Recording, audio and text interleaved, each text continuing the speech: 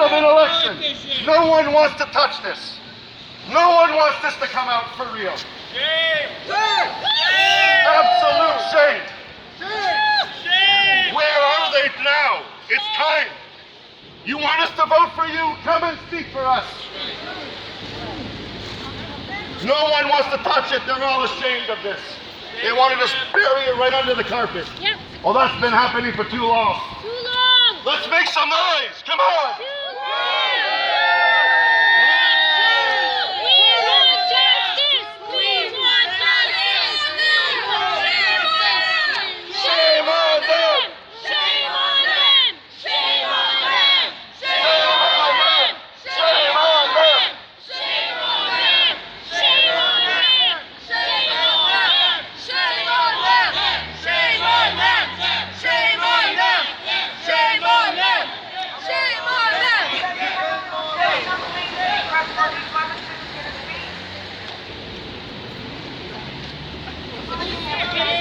Pay! CIA! You must pay! CNN! You must pay! CIA! You must pay! CIA! You must pay! CIA! You must pay! CIA! You must pay! CIA! You must pay! CIA! You must pay! CIA!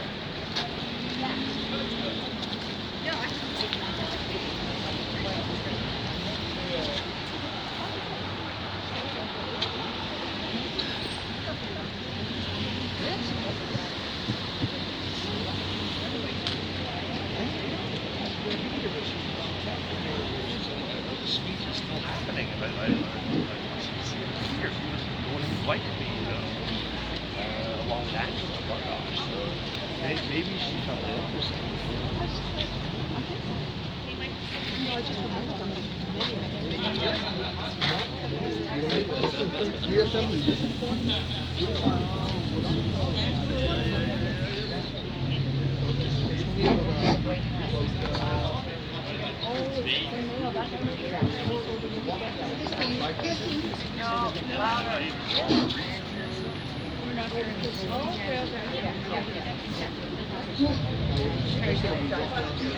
Hello?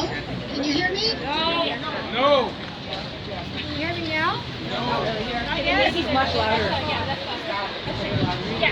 That's it.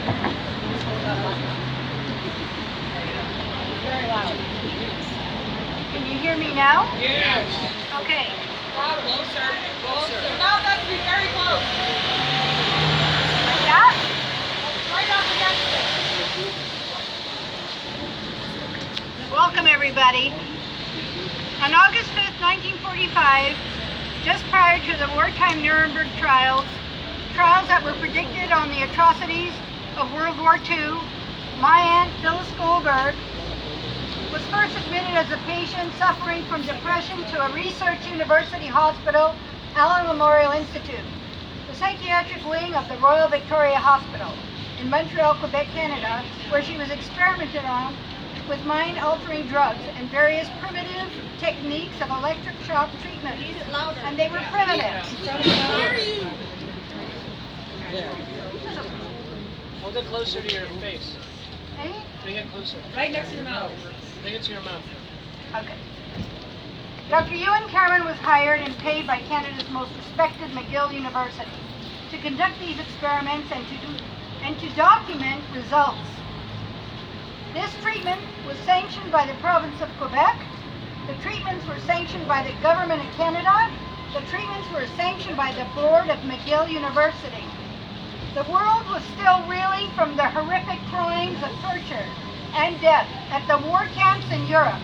Yet Dr. Cameron's methods were welcomed right here on our sanctimonious Canadian soil. Oh, and he had colleagues helping him too. The results of each of Aunt Phyllis's treatments were carefully and fully documented. Did anyone, not pay attention and be moved by torture, the excruciating pain this patient was suffering? Was this treatment carried out specifically to gather data? Of course, because these documented treatments were the stepping stones for the CIA. Human life be damned. My aunt was first experimented 1945 for 3 months, again in 1946 for 3 months, again in 1948 for a month, only to be transferred to the Douglas Hospital for the rest of her life. Shame! How different are these experiments from the crimes of Dr. Joseph Mengele in the death camps of Germany? In the 1950s, Dr. Cameron continued his work at the Allen, this time on behalf of the CIA. By this time, the data from his initial experiments in the 1940s was well known to all. The Hospital Board of McGill University, the province of Quebec, and the Government of Canada, Rockefeller Foundation, and many other wealthy foundations in Canada and especially in Quebec. Shame! Yet he was welcomed and encouraged to carry out these atrocities on more patients. We all know that Canada allowed ex gratia to be given to some patients and their families impacted during the 1950s. What about the original guinea pigs? What about the volunteers of the 40s who suffered so much for the rest of their days? What about Phyllis? Who will make amends for her lost life? Where are the reparations due her? Thank you, Lana. Thank you, Lana. Thank you, Lana. Thank you, Lana. I have a dream. We have a dream. Like Martin Luther King said, why am I here? Because I want justice. Why are you here? Because you want justice.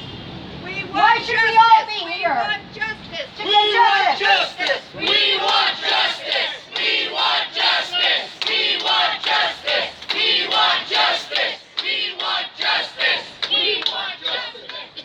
Why should we all be here? To get justice from our very own institutions, including the United States of America, CIA. Good day and a great day to everyone who came out to support our request for accountability, justice, compensation, and yes, education for the younger generations, and education for our historians who can finally speak and write the facts. I am a very proud Canadian citizen and a citizen of the world. Truth! Truth! Truth! Truth! Truth! Truth! Truth! Truth! Yet knowing some of Canada's dark history saddens me. We are here today to talk about and educate future generations that know nothing what happened on Canadian soil and that took place at our very own Research University, McGill. Shame! The founding fathers of McGill University and its affiliated teaching hospitals, including the Allen, Royal Vic, Montreal General, Douglas Hospital, have to be rolling in their graves, quite dismayed and maybe regretting having their names affiliated with this university. The heirs and relatives of McGill have to be ashamed, and their legacy has been and will be forever tarnished. The land was donated for medical and educational reasons only, to help, not to injure. I would like to say too that our veterans were tortured at various veteran hospitals. I am ashamed of our government and other bodies of power, including McGill, Allen Memorial Royal, Vic, and to add insult, to allow the CIA to come into our country to sanction more acts of torture? Shame!